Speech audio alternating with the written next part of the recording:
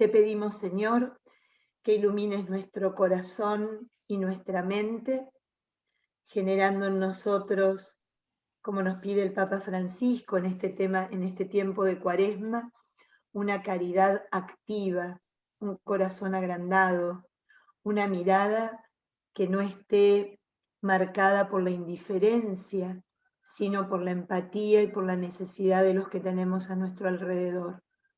Te pedimos especialmente por todos los corazones de aquellos que dirigen, de aquellos que lideran los países, las comunidades, para que realmente exista en ellos un solo propósito, el bien común.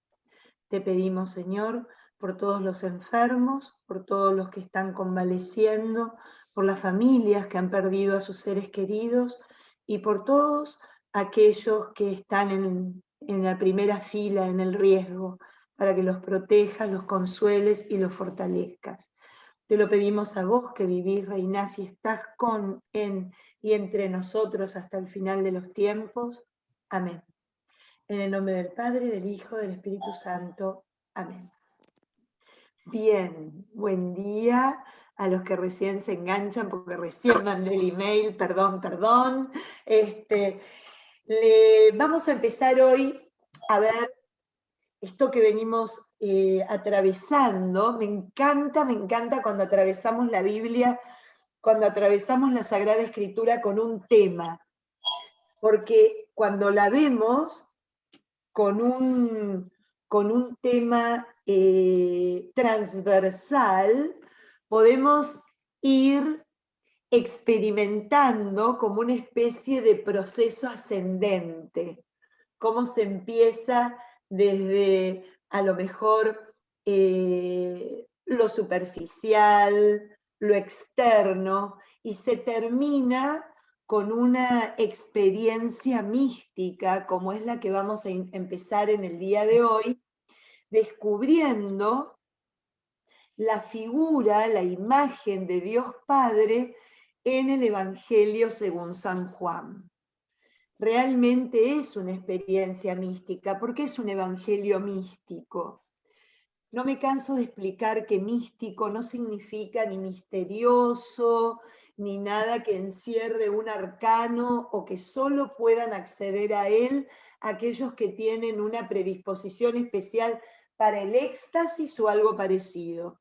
De ninguna manera significa eso. Místico significa aquello que nos acerca al misterio. Aquello que nos acerca al misterio. Los místicos son aquellos que tienen una experiencia dentro, frente al misterio de Dios. No queriéndolo por nada del mundo explicarlo, sino simplemente vivirlo de rodillas, experimentarlo, entender la belleza de lo que significa estar ante la grandeza de Dios sin querer en absoluto intentar comprender de qué se trata esa grandeza, sino vivirla y punto. Y punto.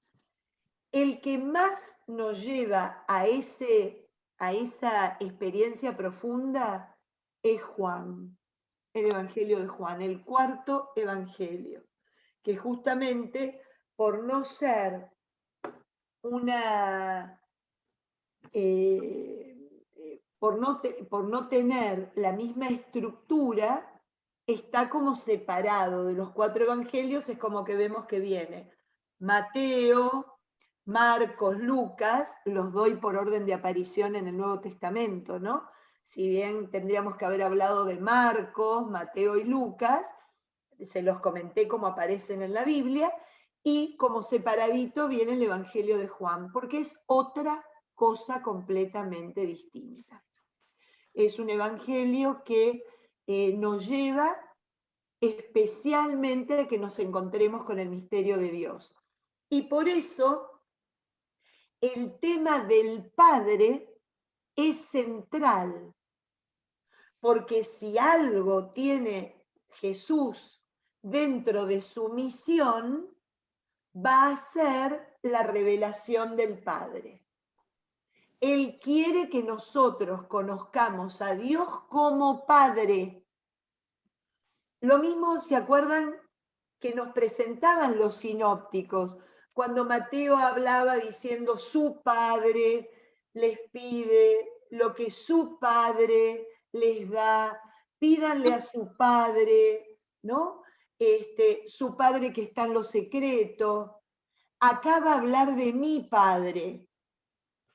Cristo se hace cargo desde la primera página, desde el prólogo, que bien no es él el que habla, sino que es el prólogo de Juan, es una suerte de resumen introductorio al Evangelio. Todo lo que está en el prólogo se va a desarrollar en el Evangelio con mayor profundidad, pero el prólogo vendría a ser como el resumen, el gran resumen que nos pone el evangelista para preparar nuestro corazón a lo que se viene. Ya desde el prólogo nos va a decir que este Hijo único estaba al lado del Padre desde toda la eternidad. Ya desde el prólogo Juan no nos va a hablar ni de anunciación, ni de encarnación, ni de infancia. Nos va a ir directamente al meollo. Cristo es el verbo pronunciado por el Padre que se encarna, que vive entre nosotros y que es el único que puede mostrarnos, porque es el único que bajó para decirnos quién es el Padre, cómo es el Padre y lo que el Padre espera de todos nosotros. ¿Qué es lo que el Padre espera de todos nosotros? Que creamos. Esa es la imagen del Padre esencialmente en el Evangelio de Juan. El Padre manda al Hijo para que el Hijo revele al Padre, pero a su vez para que el Hijo, a medida que va revelando al Padre y se va revelando a sí mismo, genere en los que están allí la necesidad de creer. ¿Y para qué? Para que creyendo en el Padre y en el Hijo, desde ahora puedan vivir la vida eterna. Me encanta ver esta figura de que el Evangelio de Juan nos baja el cielo, ¿no? Nos hace experimentar el cielo de alguna manera. Es algo como que se ocupa de que no quede como una realidad alejada, completamente trascendente y elevada, que yo no pueda acceder, sino todo lo contrario. Es algo tan profundo, es algo tan esencial, pero es algo que está dentro nuestro, está con nosotros, está en nosotros y es por nosotros, ¿no? De una manera, lo explica de una manera maravillosa. Así que vamos a ir recorriendo, como hicimos con los demás evangelios, esta progresión, esta manera que tiene Jesús de mostrarse como Hijo de Dios, revelando quién es su Padre y hablando de su Padre como cualquiera de nosotros lo hablaría. Yo hago las cosas porque he visto cómo obra mi Padre y de la misma manera obro yo. Por eso, quien ve mi obra y cree en mí, irremediablemente cree en el que me envió. Esa va a ser una palabra repetida hasta, digamos, hasta el hartazgo dentro de este evangelio. O sea, creer en Cristo significa creer en el Padre. Nadie va al Padre si no es por mí, va a decir. O sea que Cristo se constituye en aquel que lo muestra, que lo revela, para que creyendo en él podamos todos acceder al misterio de Dios. Así va a ser planteado en líneas generales la imagen de Dios a través de este bellísimo evangelio. Vamos a ir al evangelio del día de hoy, que me gustó cuando lo leía esta mañana. Yo digo, es espectacular porque nos queda claramente viendo y leyendo y compartiendo el evangelio que la liturgia nos regala en esta mañana, vamos a entender un poquito a dónde quiere llevarnos Jesús, ¿no? Es el capítulo 8, capítulo 8, creo que es del versículo 31 al 44, me parece. Esperen que... ¿De quién? ¿De Juan? Sí, estamos en Juan, y acá no nos movemos. Thank you. 8:41. Esperen un chiquitín. 31 al 42. El 42, gracias, muchas gracias. Sabía que era del 31, Ani, pero no me acordaba cuándo terminaba, si en el 42 o en el 44. Vamos a prestar atención, aprovechando que es la liturgia del día, para enterarnos qué tiene para decirnos el Señor, ¿no? Y nos pone en tema ya. Vamos a explicar un poquito para los que recién se unen a nosotros este concepto de judíos que aparece en Juan, que siempre perturba un poco, pero ya enseguida les explico a qué hace referencia el evangelista.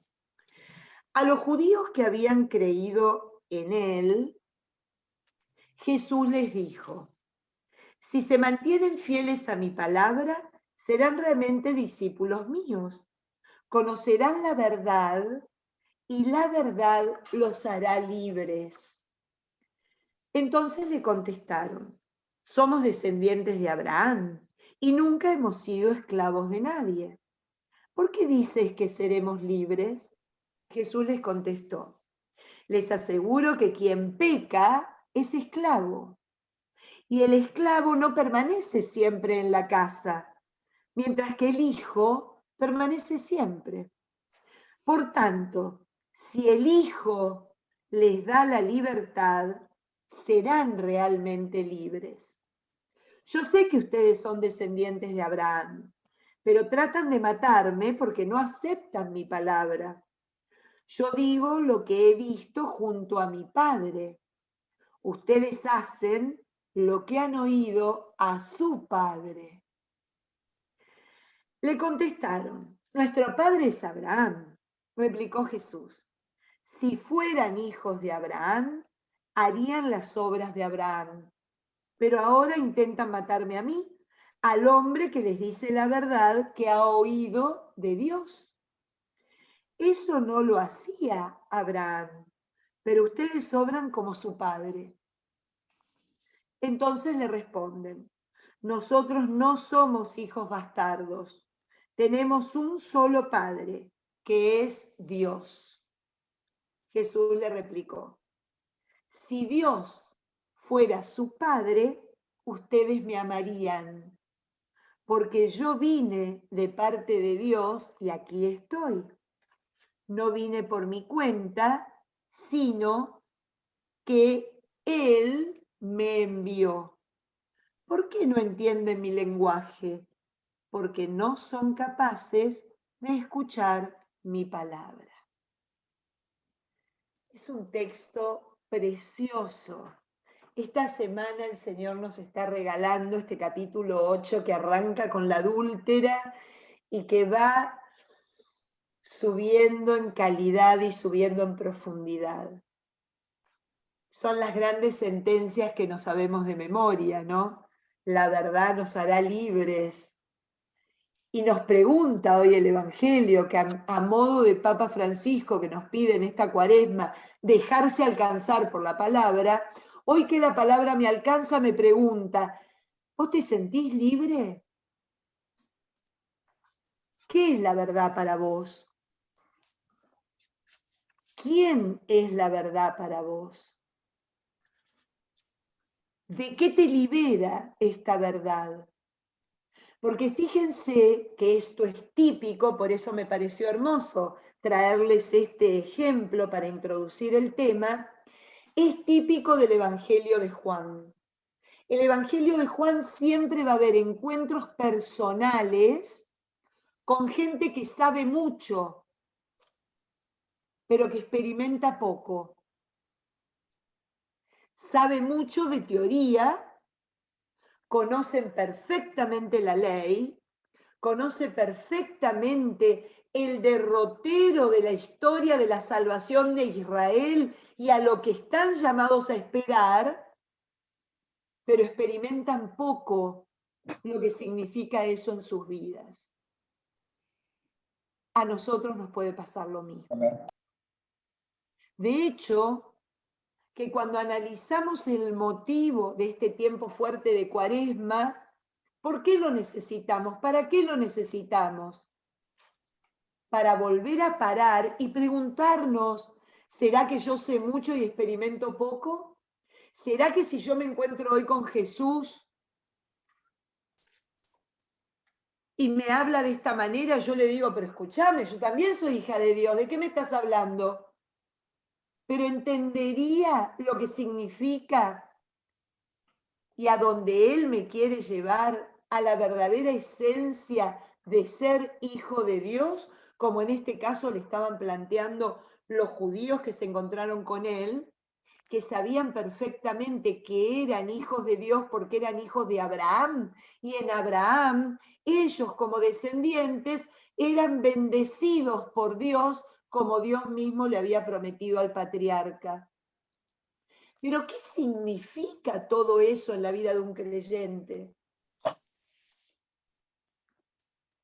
Así obra Juan en su evangelio, nos interpela, nos hace que nos cuestionemos. Nosotros nunca fuimos esclavos. Está hablando desde el plano de lo espiritual, ¿no? Mientras que no es así, porque si conocemos la historia de Israel, cada vez que se iban a la idolatría, cada vez que dejaban de estar en la presencia del Señor, se esclavizaban ante alguien o por algo. Entonces sí, habían caído. Por eso el Señor dice, el que peca es esclavo, porque pierde la libertad de lo que significa ser hijo, pierde la libertad de lo que significa vivir la verdad. Y esta excusa, pero escúchame, ¿cómo diríamos hoy? Ay, Señor, por favor, yo desde que nací, desde que tengo uso de razón, que no me pierdo una misa los domingos, que no dejo de rezar el rosario como me enseñó mi abuelita. ¿Cómo me venís a decir? Y sí, me viene a preguntar y a decir nuevamente, ¿no? Esto, realmente si son discípulos míos, se mantendrán en la verdad y esa verdad les dará la libertad, ¿no? Si fueran hijos de Abraham, harían las obras de Abraham. ¿Y qué hizo Abraham? Y Abraham, por ejemplo, se dejó sacar de donde estaba, se dejó levantar, se dejó mover hacia un lugar diferente. ¿Yo me dejo mover por Dios de esa manera como Abraham lo hizo? Otra de las cosas que hizo Abraham fue creer contra toda esperanza. Todo daba que no, y él iba por el sí, discutiendo con Dios y dándole ideas humanas, pero seguía dándole al sí. Sí se puede. Y vamos por el sí. Esa es la obra de Abraham. Yo como hijo, yo como seguidor, yo como conocedor, ¿obro de la misma manera? Esto me cuestiona.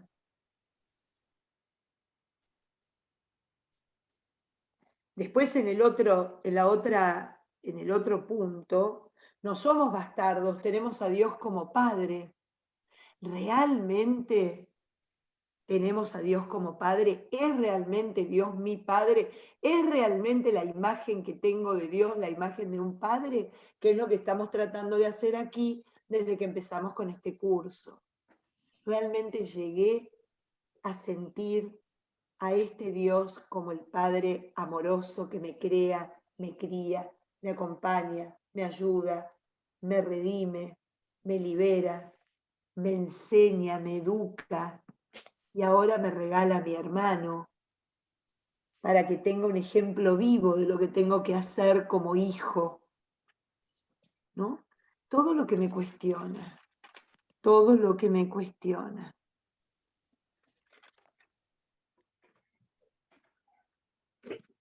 No vine por parte mía, por mi cuenta, sino que Él, que mi Padre es el que me envió. ¿Por qué no entienden mi lenguaje? La última pregunta que nos hace hoy. Porque no son capaces de escuchar mi palabra. ¿No? Soy capaz de escucharte, Señor, soy capaz de escucharte, de recibirte, de abrirme hacia ti, con este verbo que es del Padre, que se hace carne, que habita entre nosotros, que se queda con nosotros hasta el final de los tiempos, de las múltiples formas, a través de la palabra, a través de los sacramentos, a través de un hermano, ¿no? Todo lo que me pregunta el Evangelio de hoy. Y cómo nos vamos a ir dando cuenta ya que este hijo quiere presentar a su padre y quiere que todos nos enamoremos de él y lo tengamos como Padre nuestro, ¿no? Definitivamente. Así que bueno, ahí es a donde nos metemos. En el prólogo, les invito ahora sí a ir al capítulo 1. En el prólogo tenemos, como les decía, un resumen bien apretadito, simplemente no sé si ya se los comenté, si se los comenté, disculpen. El prólogo es un himno que se introdujo dentro del Evangelio de Juan con posterioridad a la finalización del Evangelio. Es un himno que era un himno litúrgico, que se cantaba especialmente los domingos, ¿no? En medio de la liturgia de la Eucaristía, cuando se recreaba el día de la resurrección y toda la comunidad cristiana se reunía para celebrar ese momento tan importante. El prólogo era un himno que se cantaba y que luego se introdujo y pasó a ser la introducción, el prólogos, lo anterior a la palabra, ¿no? Lo anterior al cuerpo del libro, que nos pone ya en advertencia de lo que nos espera encontrar en él. Y nos habla, ¿no? Nos habla de la creación, primero, desde el versículo 1 hasta el versículo 5, es como una recreación del Génesis, ¿no? Diciéndonos que allí, en la creación, ya existía esta palabra, ya existía este hijo, ya el hijo, como dice el libro de la sabiduría, ¿no? Estaba junto a Dios en el momento de la creación. No era ajeno a ella. En una palabra, el hijo se gozó junto con el Padre y el Espíritu creador de que todo lo hecho era muy bueno, de que todo lo hecho era muy bueno. Entendamos que por ahí va el Evangelio de Juan, que a veces no parece. A veces parece que fuera un evangelio que pone al mundo por un lado y el espíritu por el otro, lo corporal por un lado y lo espiritual por lo otro. Y no, es un evangelio que nos muestra claramente que toda la creación es muy buena. Perdónenme un minuto que es mi hijo y le voy a decir que estoy en clase, algo pasa porque nunca me llama. Disculpen. Entonces, eso también es importante, porque eso también es mostrar al Padre como quien es, no alguien que rechaza ni al mundo, ni a lo corpóreo, ni a lo material, sino todo lo contrario. Lo que rechaza es ese mundo, ese cuerpo y esa materia fuera de la presencia de Él. no unida a su realidad, ¿no? Me acuerdo que un sacerdote muy querido por mí decía, qué imposible poder vivir, y un poco haciendo referencia a este evangelio, qué imposible poder vivir la sobrenaturalidad cuando no acojo y abrazo la naturalidad, porque en la naturalidad está el Señor, porque Él lo creó. Entonces, es un evangelio como ningún otro que me va a ayudar a entender que este Padre no me quiere dividida, no me quiere espiritual y carnal, sino quiere que yo sea una sola unidad, que era lo que no se entendía al principio y por lo cual fue rechazado por muchísimos siglos, porque al no entenderlo de esa manera, pareciera como habla de dicotomías, ¿no? De cosas completamente separadas, siendo que son completamente integradas en, en esta representación que nos hace el evangelista sobre la realidad de Dios y sobre nosotros. Entonces ahí tenemos un punto, y es lo que va a hablar, fíjense el prólogo, cómo enseguida se encarga de mostrarnos esto. Al principio existía la palabra estaba junto a Dios y la palabra era Dios. Ella existía al principio junto a Dios. Todo existió por medio de ella y sin ella nada existió de cuanto existe. En ella estaba la vida y la vida era la luz de los hombres. La luz brilló en las tinieblas y las tinieblas no la comprendieron. Vayan al 8. Él, hablando de Juan el Bautista, no era la luz, sino un testigo de la luz. La luz verdadera que ilumina a todo hombre estaba viniendo al mundo. En el mundo estaba, el mundo existió por ella y el mundo no la reconoció. Vino a los suyos y los suyos no la recibieron. Pero a los que la recibieron, a los que creen en ella, los hizo capaces de ser hijos de Dios. Ahí la primera historia que me pone de cómo explica Juan mi filiación. Mi filiación no es por pertenencia a un linaje, por pertenencia a una tradición o a una familia que mantiene determinada creencia, sino por determinación personal. A los que creen, los hizo capaces de ser hijos de Dios. Si no creo, no me viene por otro lado esa filiación, porque creer para Juan significa vivir de acuerdo a aquel a quien digo creerle, asociarme a esa realidad. Entonces ahí ya me pone en claro desde el prólogo lo que significa mi filiación por Dios. Mi filiación viene en tanto y en cuanto yo crea en Dios como Padre y crea en su enviado, la palabra que se hizo carne y habita entre nosotros, como dice en el versículo 14. Aclara, perdónenme que yo me quedé en ese punto, aclara que en los que llegan a creer, ¿no? y son capaces de llegar a ser hijos de Dios, no nacieron de la sangre ni de la carne, ni el deseo del hombre, sino que fueron engendrados por Dios. O sea, todos, ¿no? Aquellos que creen, a los que creemos, somos engendrados por Dios. Creemos que Él nos crea Él nos engendra, existimos por su voluntad. Así es como ese logos, esa palabra, se hizo carne y habitó entre nosotros. Y nosotros hemos contemplado su gloria, gloria que recibe del Padre como Hijo único.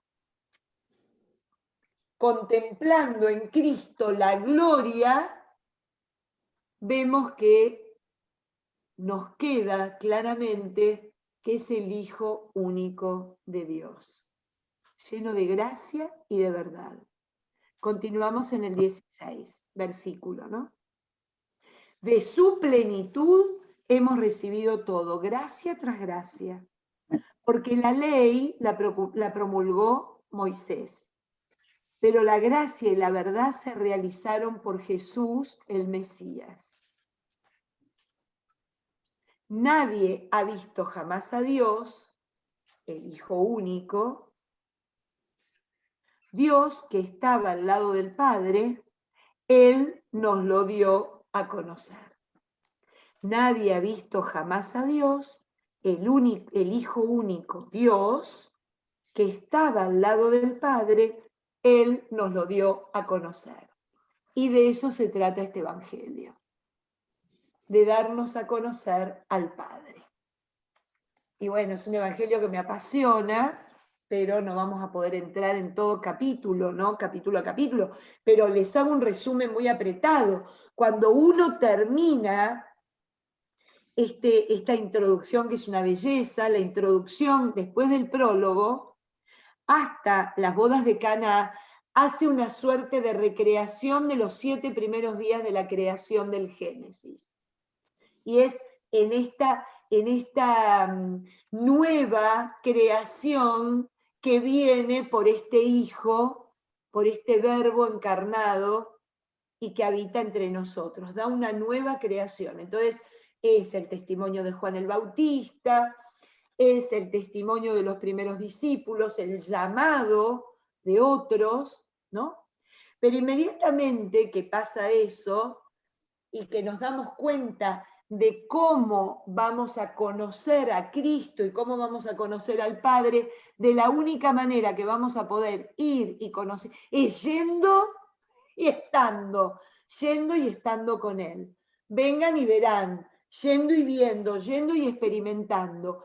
Acá nos queda claro que al Padre y al Hijo no se lo conoce en una posición estática, sino que me tengo que mover. Tengo que ir, ver y experimentar para poder saber de qué se trata. Ya arranca de esa manera, todo el tiempo. Vengan y vean, ven y verás, ven y verás. Bueno, metete en el Evangelio y encontrarás al Padre y al Hijo. Y cuando empieza el Evangelio, nos empieza a hablar de qué se trata. Se trata de un padre que quiere revitalizar la relación con los hijos. Quiere tener una relación viva, una relación auténtica, una relación en donde exista el pulso en medio de ella.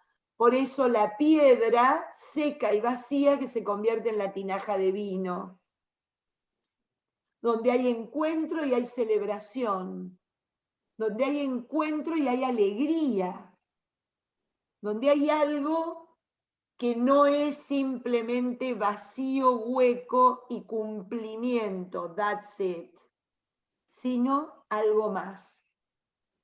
Y luego, después de eso y después de purificar el templo, ¿no? Que ahí es donde vamos a ver el primer encuentro de Cristo, que habla Él personalmente de su Padre. Vayan ustedes al capítulo 2, versículo 13, también de qué nos va a hablar, de que si quieren encontrar plenamente a mi Padre, dejen de hacer comercio espiritual. Mi Padre no es comerciante, mi Padre no es negociante. Y su templo, su casa, no es una empresa, no es un mercado. es una tienda del encuentro, una tienda de oración. Y ahí es donde vemos a un Jesús enardecido en el capítulo 2 que nos habla. Saquen eso de aquí y no conviertan la casa de mi padre en un mercado. Capítulo 2, versículo 16. ¿No? Después en el 17 dice, los discípulos se acordaron de aquel texto, el celo por tu casa me devora, que es del Salmo 69, ¿no? El salmo mesiánico y cristológico por excelencia, ¿sí? Muy típico de la Semana Santa, ¿no? Entonces, claro, nos va mostrando de esa manera, de que, a ver, acceder al Padre ¿cómo? Bueno, largá el rito vacío, largá el rito comercial, largá el trading con Dios y hacer realmente de tu casa, de su casa, que es tu vida, una tienda del encuentro, como nos dice el Papa Francisco en el mensaje de esta Cuaresma. Saquen lo que estorba para que el Hijo de Dios pueda volver a poner la tienda en su corazón. Clarísimo. Porque es de la única manera que se relaciona este padre con sus hijos. Continúa. Y en el capítulo 3, en otro encuentro personal, como le gusta tener a Juan, los encuentros son personales, individuales, ¿no? Con Nicodemo, en el capítulo 3, cuando Nicodemo se le presentaba con los saberes, él lo invitaba a la experiencia de nacer de nuevo, de hacerse capaz de ser alguien nuevo, con una certeza que tanto amó Dios al mundo, que entregó a su Hijo único para que crea en Él, no muera, sino que tenga vida eterna. Dios no envió a su Hijo al mundo para juzgar al mundo, sino para que el mundo se salve por medio de Él. El que cree en Él no es juzgado. El que no cree ya está juzgado por no creer en el Hijo de Dios. Esto trajo tantos problemas en la historia de la espiritualidad y de la Iglesia por malinterpretarse, por interpretarse literalmente. Tantas persecuciones y tanta sangre derramada. Y de lo que nos habla es de nuestra realidad como fieles. Nuevamente explicándonos el motivo por lo cual el Señor entrega a su Hijo a este mundo, lo hace vivir encarnado en medio de nosotros, el Verbo en la tienda en medio de nosotros. ¿Para qué? Para que nos salvemos, para que creyendo en Él no muramos nuevamente. Creer en Él no significa, yo creo en ti, Señor. No, es mucho más que eso. Por eso ya vive la eternidad. Porque dice, creo en cada actitud que vive copiándole al Maestro, al Hijo. Creer es mirar como Cristo, abrazar como Cristo, tener la misericordia de Cristo, compadecerse como Cristo, conmoverse como Cristo, perdonar como Cristo.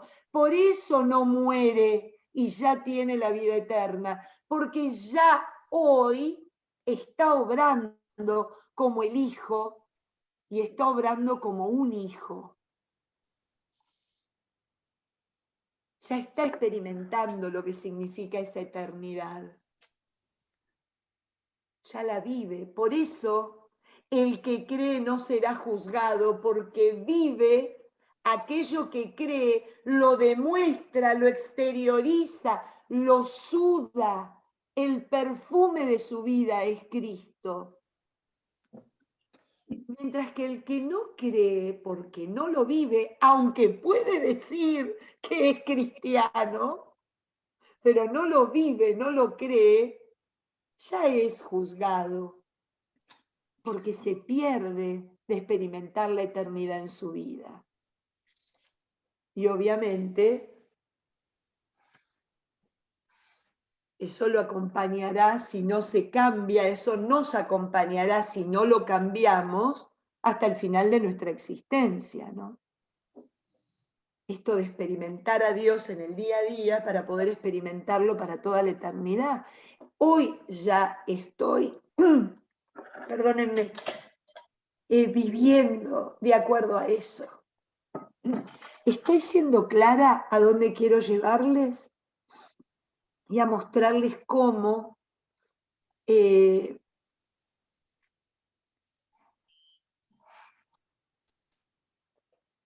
cómo el Señor se preocupa en este lenguaje que a veces parece tan duro, para que realmente reflexionemos cómo creemos, decimos que creemos en vos, Señor, pero experimentamos en nuestra vida y testimoniamos algo completamente contrario, desde el adentro hacia el afuera, porque la desconfianza, la ingratitud, la zozobra, la angustia, ¿no? Sí, claro que sí, vivir desde ahora la eternidad es posible en Cristo. De eso se trata este Evangelio, literalmente. Obviamente con toda nuestra limitante, con toda nuestra vulnerabilidad y nuestra debilidad y nuestra creación, que es absolutamente caída, en el sentido, como dice Pablo, quiero hacer todo el bien y hago el mal que no quiero, ¿no? Es así, hay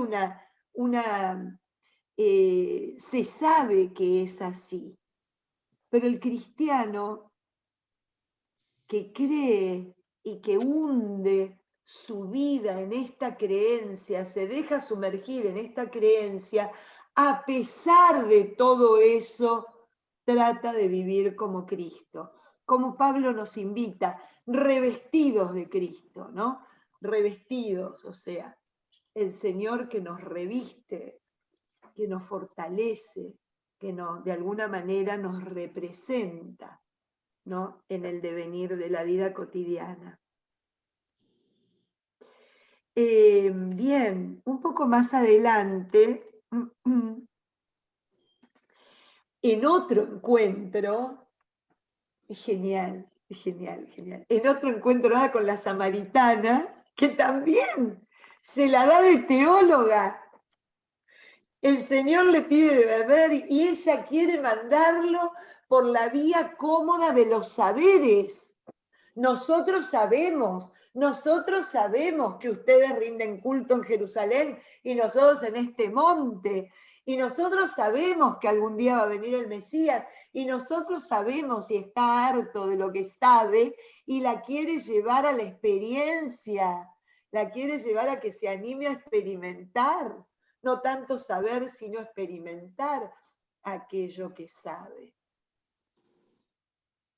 Y le dice, capítulo 4, versículo 21, créeme, mujer, llega la hora en que ni en este monte ni en Jerusalén se dará culto al Padre. Ustedes dan culto a lo que no conocen. Nosotros damos culto a lo que conocemos, porque la salvación procede de los judíos. Pero llega la hora, y ya ha llegado, en que los que dan culto auténtico adorarán al Padre en espíritu y en verdad. En espíritu y en verdad.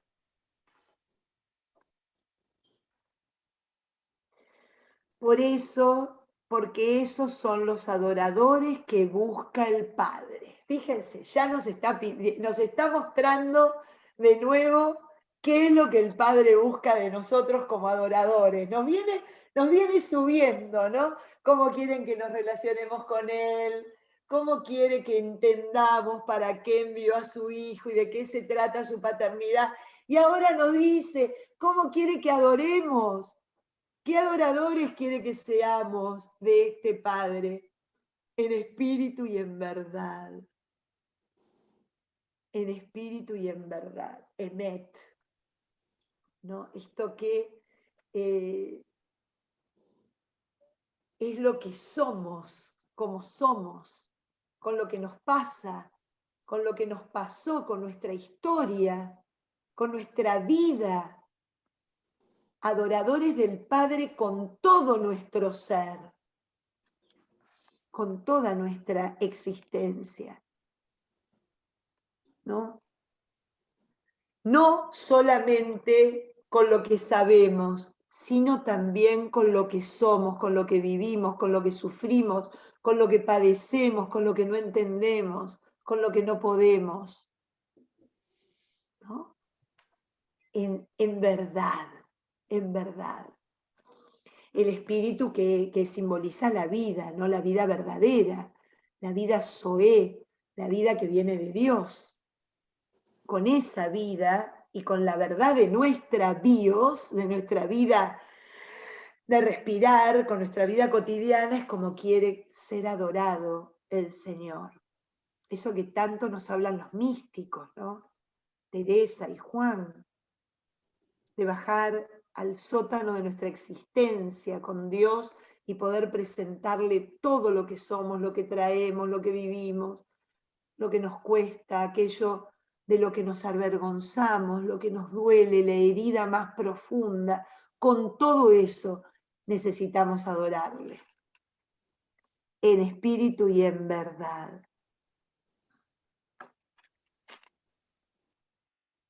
Bien. ¿Estamos bien? ¿Alguna pregunta? ¿Alguna pregunta, algún comentario que tengan?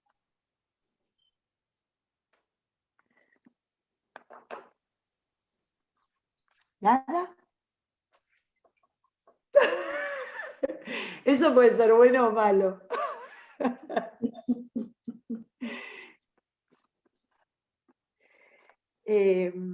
A mí, les digo la verdad, es impresionante como uno va disfrutando el tema este de la imagen del Padre y lo que el Padre me pide, cuando lo vamos viendo de manera transversal, cómo lo vamos disfrutando porque nos va ascendiendo, nos va como invitándonos a que profundicemos en nosotros y que nos atrevamos a hacer un cambio, ¿no? En cómo vivimos nuestra fe. Pati, Sí, sí, mira, Erika. sabe que yo leía alguna cosa hoy por la mañana y justo ahora hablando y pensando en eso, de San Juan, cómo Jesús viene desconstruyendo las cosas para construir de nuevo.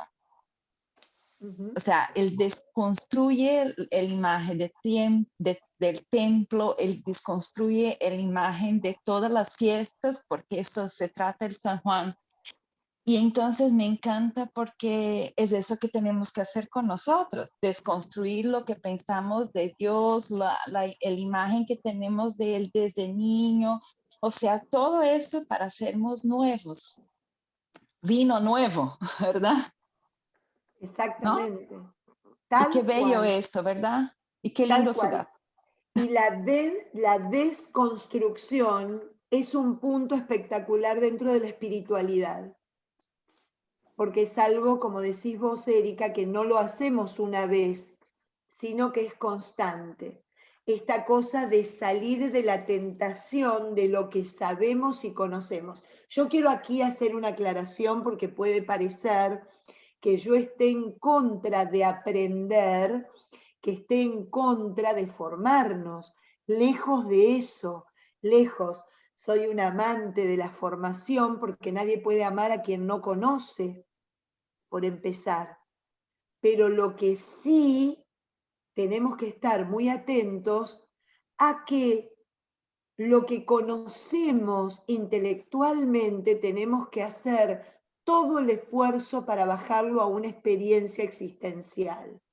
Esto que Dios me da a conocer no es meramente intelectual o teórico, sino que me es dado para que lo encarne y lo viva. A eso me refiero cuando yo digo, desde el punto de vista intelectual, en los saberes. No estoy menospreciando los saberes, si no, no estaría dando clase de Biblia, ni mucho menos, ¿no? U otros temas que me apasionan, como doctrina social de la Iglesia o catequesis. Es indispensable conocer. Lo que no podemos hacer, especialmente cuando tenemos una responsabilidad de educar a niños, a jóvenes y adultos, es no dar la sensación que porque me sepa de memoria algo, significa que lo estoy viviendo. Ahí es a donde la desconstrucción de Erika entra a la perfección y es lo que ocurre en el Evangelio de Juan. Siempre en el Evangelio de Juan va a haber un Señor que trata de desconstruir al que le viene, nosotros sabemos, con el pontificado, ¿no? En el sentido de presentándole con lo que tiene que ser, con lo que se dice en la ley, con lo que dijeron los profetas o lo que se sostiene en la tradición judía del siglo I, ¿no? ¿Qué dice el Señor, hermanos? Déjense romper, déjense despeinar, déjense penetrar por el Espíritu, que no se sabe de dónde viene ni a dónde va, pero es el que nos va a llevar a la vida plena, a la vida verdadera. Es claro esto, gracias Erika, porque el punto de la desconstrucción es central en Juan, ¿no? Es la misma expresión que tiene Jesús en los sinópticos cuando invita a sus apóstoles a que déjense hacer pescadores de hombres, yo los haré pescadores de hombres. No le dijo vayan a la academia, déjense hacer por mí, porque en la desconstrucción el Señor quiere, con todo lo que tenemos dentro nuestro, con esos saberes, con lo que incorporamos a través de la vida, con lo que nos enseñaron tantos maestros, lo que hemos escuchado, con todo eso nos quiere armar de nuevo. Y hay que dejarnos hacer. Hay que dejarnos hacer. Para que podamos realmente alcanzar esta experiencia donde nos quiere llevar, ¿no? Patricia. Sí, sí, Ernesto. El término de desconstrucción no me llama tanto la atención, sino como renovación o reconstrucción, porque di tú lo que nosotros recibimos en la infancia y lo que como padres le tratamos de dar a los hijos de ejemplo, yo creo que es una semilla fundamental, pero no es todo. Adicionalmente está lo que dices tú, pues esto, las enseñanzas que tú nos das de la Biblia, que nos enriquecen, pero toda esa base que nos dieron en un momento determinado nuestros padres, nuestros educadores, yo creo que nos sirven es para tener esa base y que ahorita pues sigamos construyendo sobre eso y renovándolo y hacerlo, como dice el Evangelio, vivirlo más plenamente en el día a día, ¿no? Así es, así es.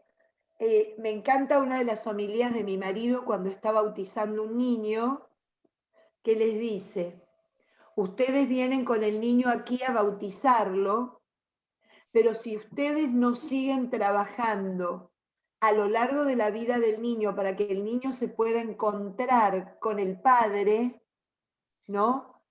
Con la experiencia de Dios en su vida, será como la base de hormigón que vemos en tantas ciudades de alguien que puso la base pero nunca se preocupó en seguir construyendo la casa. La vemos quebrada, llena de maleza, abandonada. Es un terreno baldío, ¿no? Es un terreno baldío.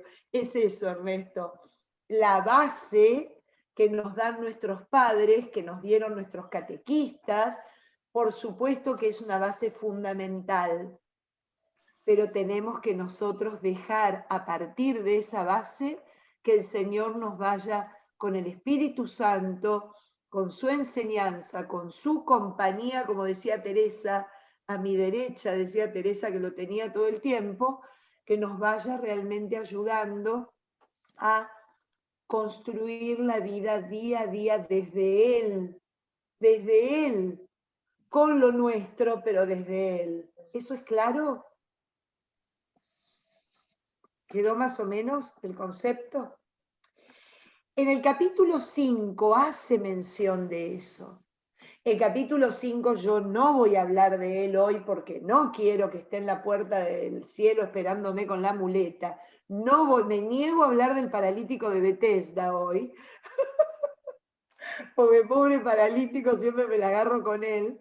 Pero bueno, pero el paralítico es el típico personaje que recibe la sanación y la presencia de Dios, pero que no sigue a partir de esa sanación construyendo su vida a partir de él.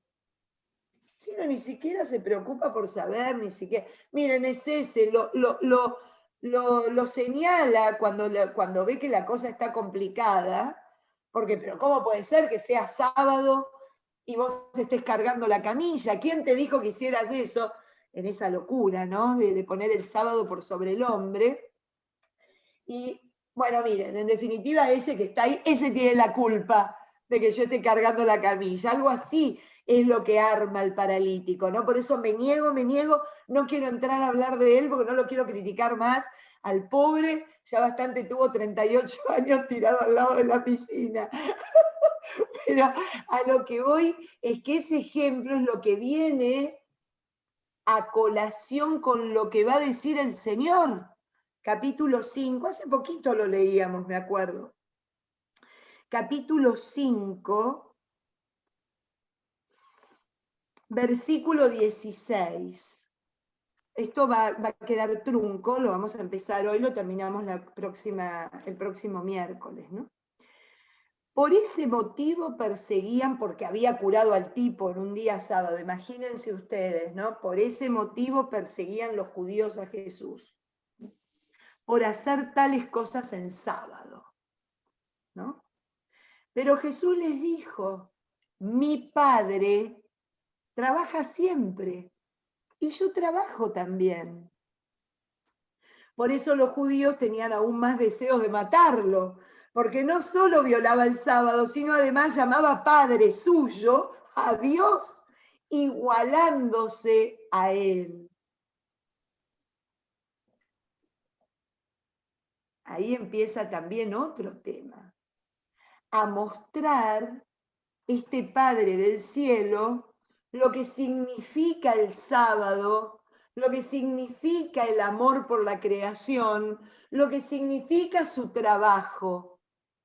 Obviamente que el Señor dice en el Génesis que durante 6 días trabajó y el séptimo contempló y descansó. Y por eso el séptimo día es un día de contemplación y de descanso para el hombre, como lo dicta uno de los 10 mandamientos, honrar el día de Dios. Pero lo que el Señor está diciéndole aquí, mi Padre no se queda quieto porque, ¿sabés qué? Sigue saliendo el sol, sigue habiendo maravillas en la naturaleza, sigue obrando su vida en medio tuyo para que vos puedas seguir viviendo. Entonces mi Padre trabaja siempre porque te contiene siempre, te acompaña siempre, se inclina siempre ante tu dolor, tu enfermedad, tu angustia, tu parálisis, tu miedo, tu ceguera, tu lepra. No descansa el Dios nuestro porque nos ama y mientras hay un hijo en necesidad, como una madre en una noche de fiebre, el Padre no descansa. Obrando el bien en los que ama. ¿Puede ser que no nos demos cuenta? ¿Cuántas veces nosotros también le hacemos decir o hacer a Dios cosas que Dios no diría ni haría nunca? Lo hacemos mezquino, lo hacemos chiquito, lo hacemos a nuestra imagen y semejanza. Acá se quiere dar a conocer. Yo trabajo siempre.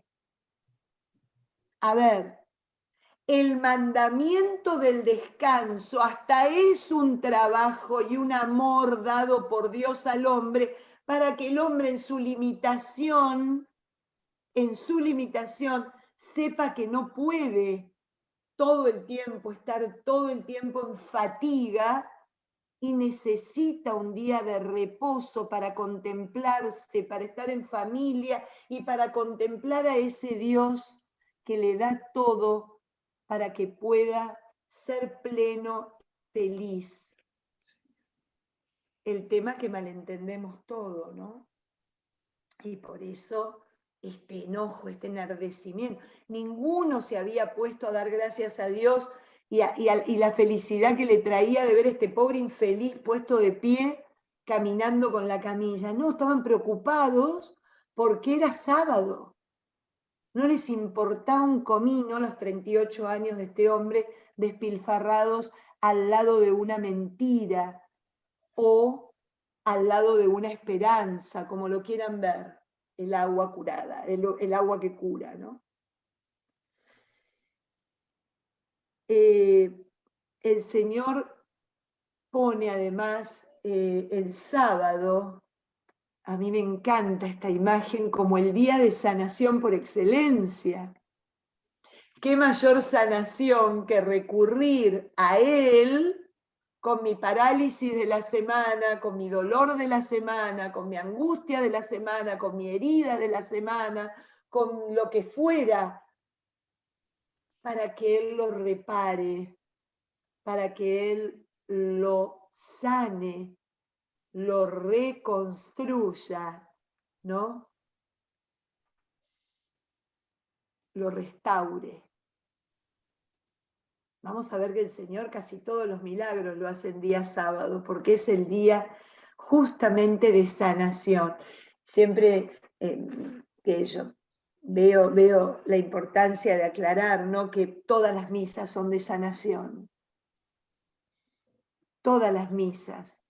Y la del domingo, que a lo mejor es la única que podemos ir, miren si no es una flor de misa de sanación, donde vamos ahí con todo, ¿no? Le entregamos todo, le ofrecemos todo y le decimos, Señor, convierte esto también cuando las ofrendas, convierte mi dolor, mi desesperanza, convierte esto que te estoy presentando en algo mejor según tu voluntad, ¿no? Eso también es dejarlo obrar en nuestra vida.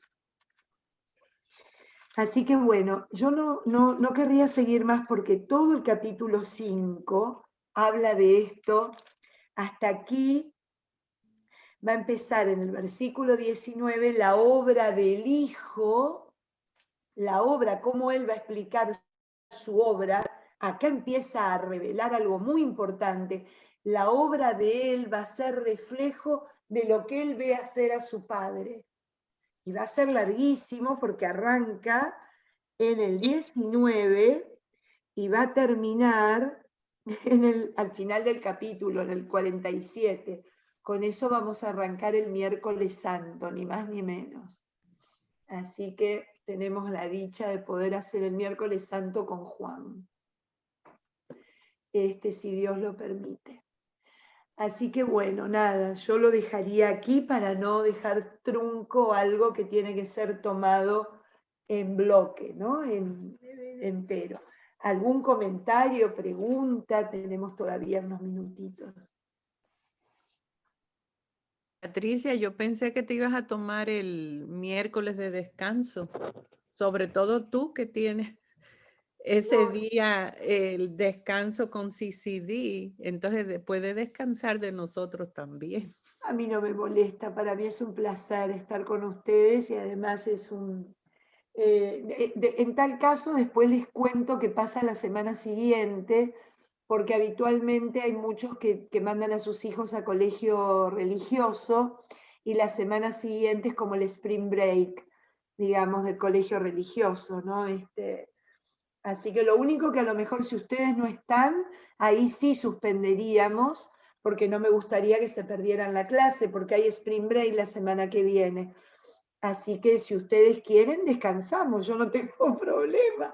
Esto no es cansancio para mí en absoluto, pero si ustedes van a tener el spring break la mayoría, porque algunos se tiene que ir, viajar o no se puede conectar, hablen ahora o callen para siempre. Yo no tengo Ay, problema. Patricia, ¿cómo estamos? Es Julián. Ok. Si alguno tiene, sigamos. Bueno, bárbaro.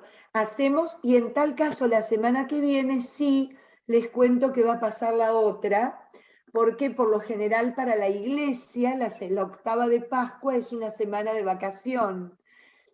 Así que si alguno tiene chicos en colegio religioso, a lo mejor ahí se les complica un poquito la existencia y quieren, voto que sigamos. Bueno, ya me quedó claro.